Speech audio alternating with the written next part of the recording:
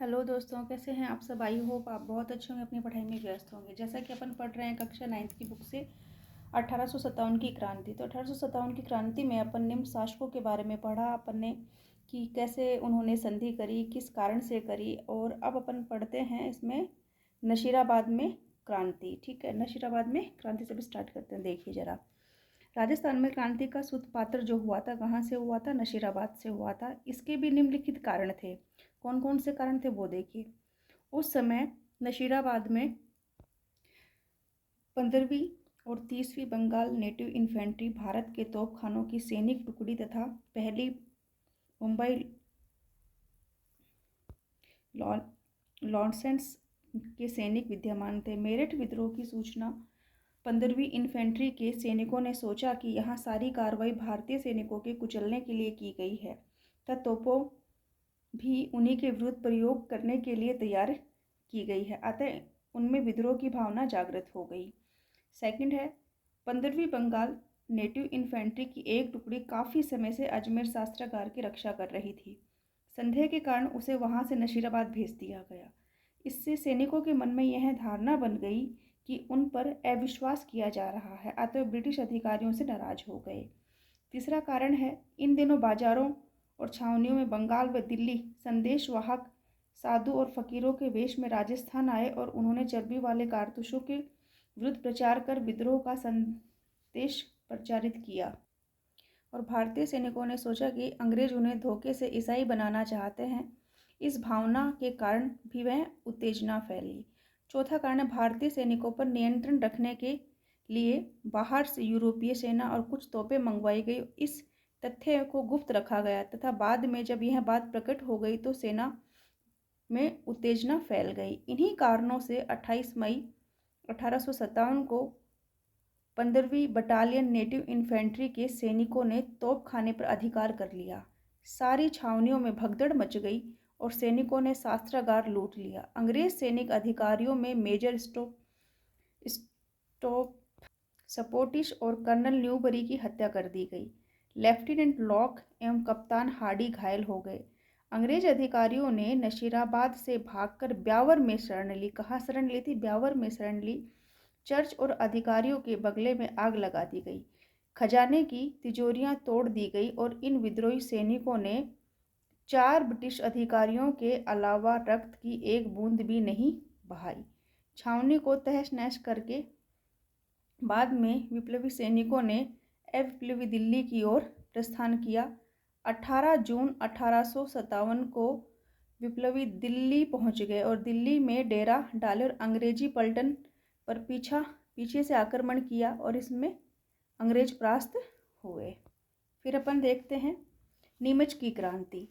तो नीमच की क्रांति, नशीराबाद की क्रांति की सूचना जब नीमच पहुंची तो 3 जून, कितनी तारीख को? 3 जून 1857 को नीमच के सैनिकों ने भी विद्रोह कर दिया। क्रांतिकारियों ने छावनी को लूट लिया तथा उसमें आग लगा दी। नीमच छावनी को लूटने के बाद क्रांतिकारी नीमच से रवाना होकर सरकारी बंगलों को लूटते हुए, आग लगाते हुए शाहपुरा पहुंचे। कौन सी जगह पहुंचे हैं? शाहपुरा पहुंचे हैं।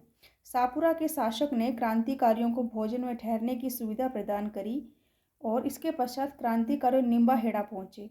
वहां की जनता ने इनका बड़ा स्वागत किया। तत्पश्चात क्रांतिकारी वहां से देवली व टोंक व आगरा होते हुए दिल्ली पहुंचे।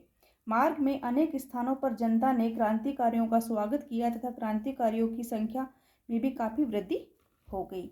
नीमच के क्रांतिकारियों के चले जाने के पश्चात में एजीजी लॉरेंस, कौन थे एजीजी लॉरेंस, के निर्देशन पर कप्तान सावर्स ने कोटा, बूंदी और मेवाड़ की राजकीय फौजों की सहायता से 8 जून 1857 को नीमच पर पुण्य अधिकार कर लिया।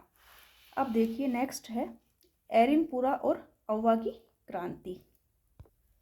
एरिनपुरा और अव्वा की क्रांति में अंग्रेजों के विरोध विद्रोह का झंडा उठाने व उनकी सत्ता को चुनौती देने का काम मारवाड़ के जागीरदारों ने किया। एरिनपुरा में स्थित जोधपुर की सैनिक टुकड़ी जब नशीराबाद में हुई क्रांति की सूचना मिली तो उन्होंने 21 अगस्त 1857 को क्रांति का बिगुल बजा दिया। क्रांतिकारियों ने एरिनपुरा स्टेशन को लूटा और मारवाड़ के रास्ते दिल्ली की ओर रवाना हो गए। जब क्रांतिकारी पाली पहुंचे तो अव्वा के ठाकुर कुशाल सिंह ने उन्हें अपनी सेवा में ले लिया। अवा के ठाकुर मारवाड़ का शक्तिशाली सामंत था। वह अंग्रेज और जोधपुर के महाराजा दोनों का विरोधी था। ऐसा कहा जाता है कि मेवाड़ और मारवाड़ के अनेक सामंत अपनी सेनाएं लेकर कुशाल सिंह की सहायता के लिए अवा पहुंच गए। जोधपुर के महाराजा ने सिंघवी कुशल राज के नेतृत्व में एक फौज अंग्रेजों का दमन करने हेतु अवा भेजी।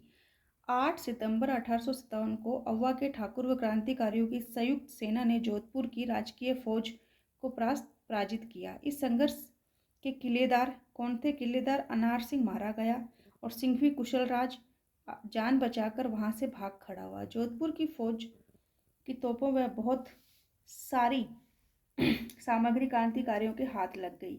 इस घटना के कुछ समय पश्चात ही एजीजी लॉरेंस एक सेना लेकर स्वयं अव्वा आ गए।